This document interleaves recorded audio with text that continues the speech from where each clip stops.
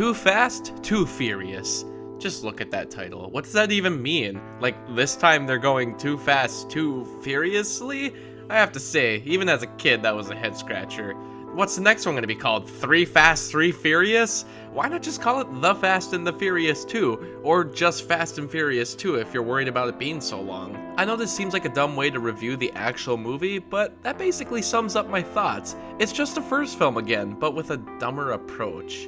Okay, that was too fast of a review, and a bit too furious of me to judge.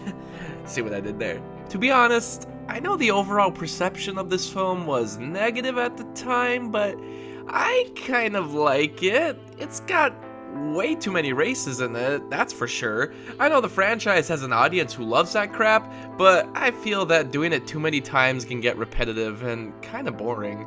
What I like about this movie is that it's pretty much an 80s cop movie. This one is kind of starting to be more what I thought the movies would be like.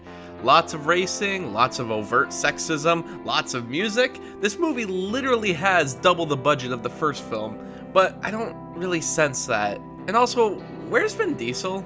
I kinda hate that he's gone, but the first film was so successful, Universal had to push out a sequel as fast as they could.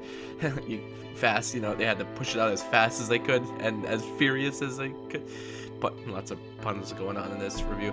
We still get Brian O'Connor played by Paul Walker. In fact, he gets most of the screen time of any of the films, so that's actually a huge plus. I love his character. We also get some new characters. Tyrese Gibson plays Roman Pierce, and Ludacris is playing Tej. Sadly though, the new guys aren't all that interesting, which is weird because they come back later in the series and I like them way more in those movies. They probably just work better as one-liner team members. For being a cheesy cop movie, it really rushes through the beats. The villain is your stereotypical bad guy. There is this pretty interesting torture scene though, I guess. I feel weird praising the torture scene, but it's just something I've never really seen before, I guess.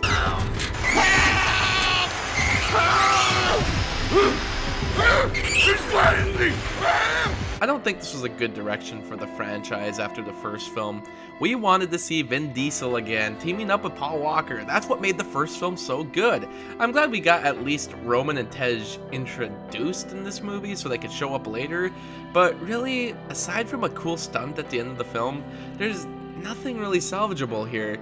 It's really not a worthy sequel at all, but it held us over for what was to come. Like most 80s cop movies, it was entertaining, but not memorable. Stay tuned for tomorrow, we have The Fast and the Furious Tokyo Drift.